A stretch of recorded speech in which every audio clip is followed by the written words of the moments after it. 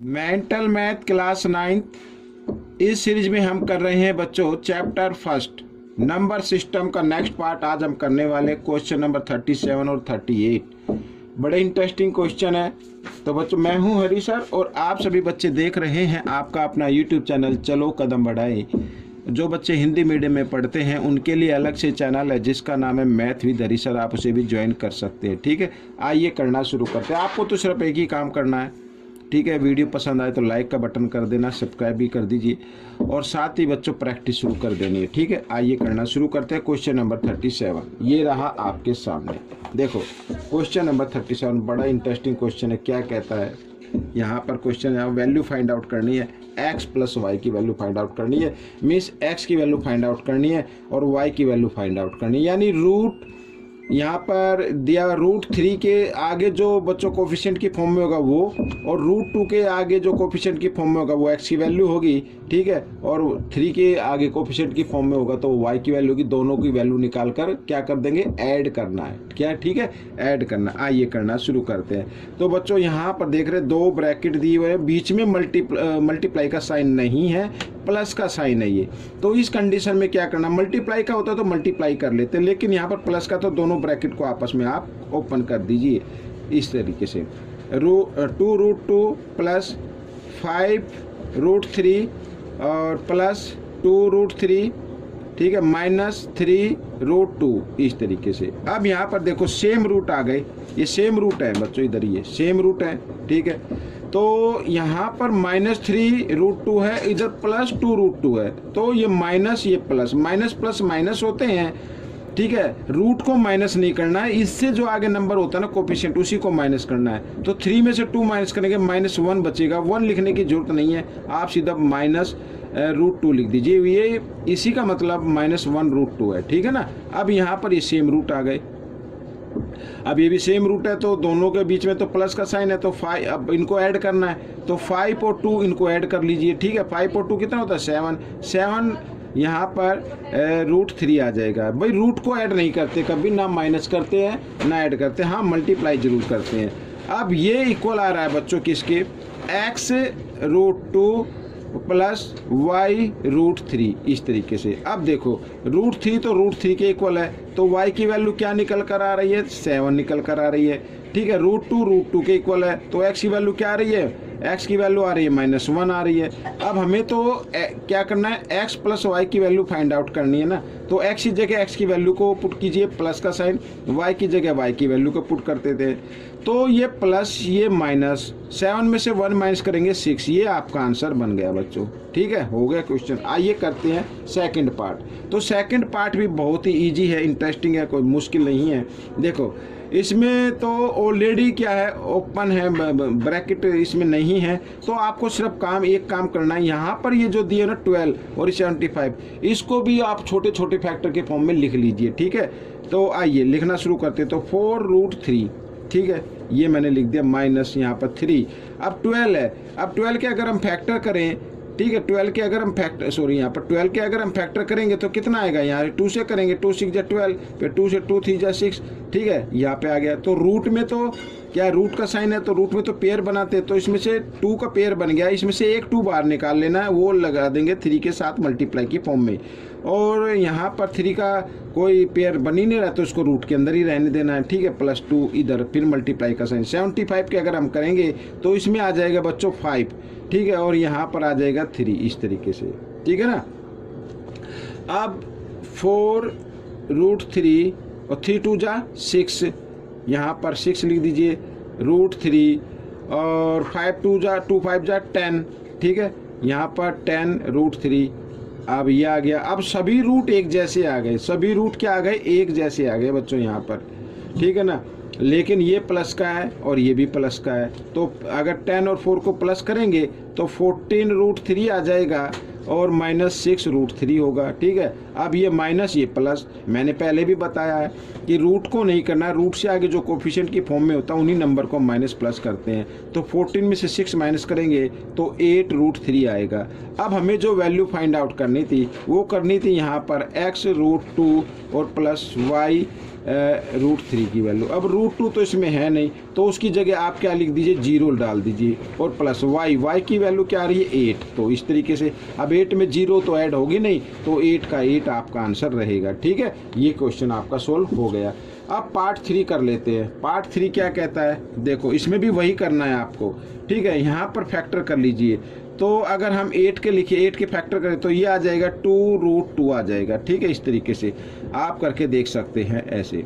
2 4 जा 8, 2 2 जा 4, 2 1 जा 2। ठीक है, अब क्योंकि रूट का साइन है, ये रूट का साइन आप देख रहे हैं, तो रूट में तो पेयर बनाना है और इस पेयर में से एक नंबर को बाहर निकाल देना है। ये मैंने निकाल दिया। ठीक है, और 2 का पेयर नहीं बना तो उसको रूट के अंदर ही रहने देते हैं। ठीक है, इस प्रकार यहाँ पर देखते हैं तो क्या आएगा, देखो 32 के करते हैं बच्चों। 32 के मैं इधर कर लेता हूँ, तो 2 की पावर 5 आएगा। ठीक है, 2 1 जा 2, 2 6 जा, इस तरीके से 2 8 जा 16, फिर 2 के, ठीक है 2 4 जा 8, फिर 2 2 जा 4, 2 1 जा 2। तो वो एक 1 पेयर 2 पेयर। ठीक है, इस 2 का पेयर नहीं बना तो इसमें से भी 1 2 आ जाएगा, इसमें से भी 1 2।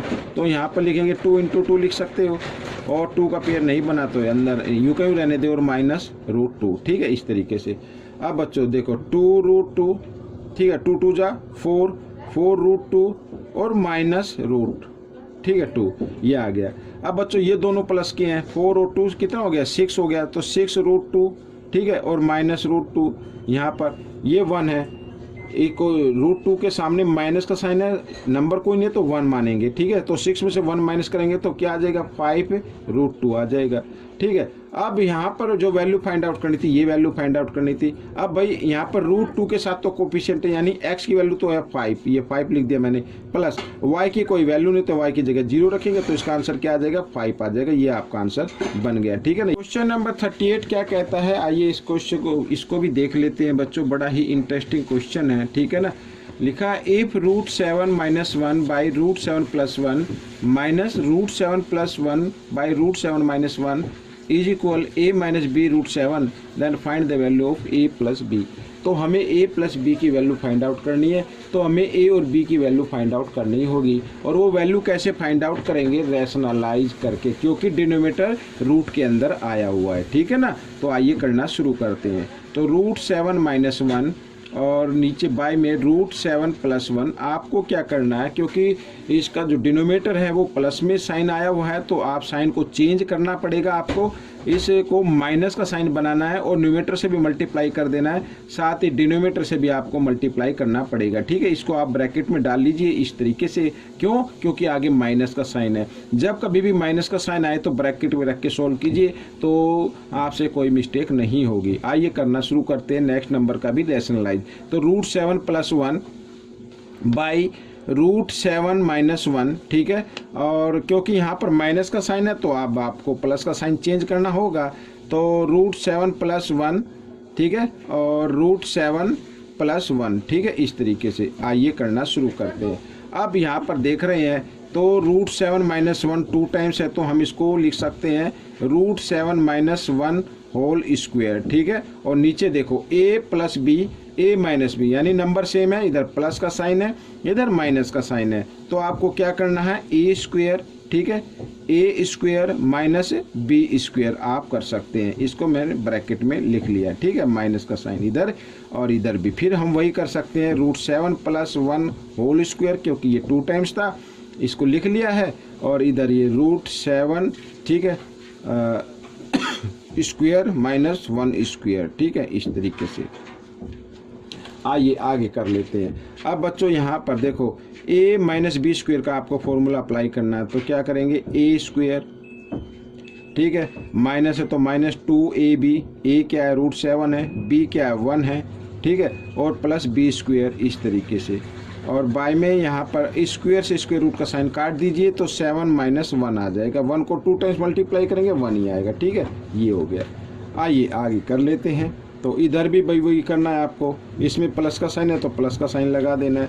तो a², ठीक है, प्लस 2a, a क्या है √7 है, ab इस तरीके से, और प्लस b²। ठीक है, ये आ गया।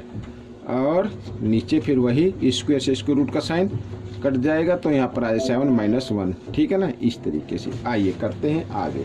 अब बच्चों देखो स्क्वायर से स्क्वायर रूट का साइन कट गया, तो यहाँ पर आ गया 7 और -2√7 आ गया। मल्टीप्लाई करें तो भाई 2 × 1 = 2, तो 2 ही आएगा और +1 इस तरीके से, और नीचे क्या आ गया 6 आ गया ये, ठीक है। अब माइनस का साइन, अब इसमें भी वही करना है, स्क्वायर से स्क्वायर रूट का साइन काट देना, इधर 1 को 2 टाइम्स मल्टीप्लाई किया 1 आ जाएगा। तो यहाँ पर लिख लेते हैं 7 + 2√7 और +1 इस तरीके से, और ये आ गया, ठीक है ऐसे। तो अब आगे कर लेते हैं। अब दोनों के डिनोमिनेटर इक्वल है, इनमें से एक डिनोमिनेटर आपको लेने ला, ये ले लिया।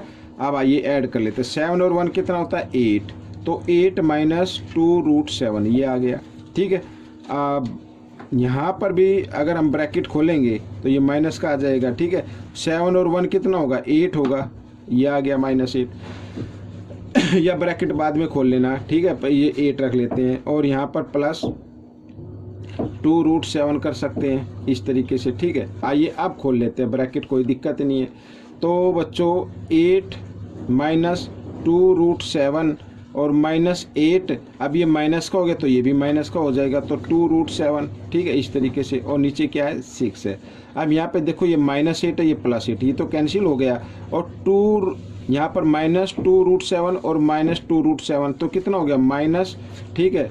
यहाँ पर ये देखो माइनस कितना हो गया 4√7/6 हो गया, ठीक है। अब आपको जो वैल्यू निकालनी है वो निकालनी है बच्चों, इधर मैं आपको बताता हूँ। जो आपको वैल्यू निकालनी है वो वैल्यू निकालनी है, इधर आप देख सकते हैं ये रहा यहाँ पर a - b, ठीक है। तो a यहाँ पर अगर हम देखें तो a क्या है, कुछ भी नहीं है, ये तो नहीं बचाना भाई। ये जो √7 दिया हुआ है, ये कोफिशिएंट के इस √7 के साथ कोफिशिएंट क्या है b है, वो भी माइनस का है, लेकिन यहाँ भी √7 के साथ कोफिशिएंट -4/6 है, तो ये कुछ नहीं है। तो a की, या तो आप इसको लिख लीजिए भाई ये इक्वल आ रहा है a - b और √7 के इस तरीके से, ठीक है। आप नीचे कर लेते हैं यहाँ पर। अब देखो बच्चों a का तो कोई नहीं है ना, तो a की जगह 0 लगाएंगे और ये माइनस का साइन लगाएंगे, और b की जगह b की वैल्यू को पुट कर देंगे यहाँ पर इस तरीके से, ठीक है ये ऐसे। और √7 की आपको लिखने की जरूरत नहीं है, क्योंकि हमें तो a + b की वैल्यू फाइंड आउट करनी है, ठीक है। तो माइनस माइनस क्या हो जाता है प्लस हो जाता है, ब्रैकेट खोलेंगे तो 4/6 is the answer of your question. ये नीचे का क्वेश्चन आ गया है, ठीक है ना। ये दूसरा पेज बचा था इसलिए मैंने इस पे करा दिया। अब आप चाहे तो ये आपका आंसर है, आप चाहे तो इसको 4/6 को आप क्या कर सकते हैं डिवाइड कर सकते हैं 2 की टेबल से। 2 × 2 = 4, 2 × 3 = 6, यानी 2/3 is the answer of this question, ठीक है। ये क्वेश्चन आपका सोल्व हो गया, साथ ही वीडियो का ये पार्ट भी कंप्लीट हो गया है। आपको ये पार्ट कैसा लगा मुझे ज़रूर बताना। आपका काम है एक ही है कि वीडियो को देखना है, स्किप नहीं करना है, देखकर दूसरों को बताना है या खुद से प्रैक्टिस करनी है और अच्छी रैंक लेके आनी है। अब हम मिलेंगे नेक्स्ट पार्ट में, टिल देन थैंक यू।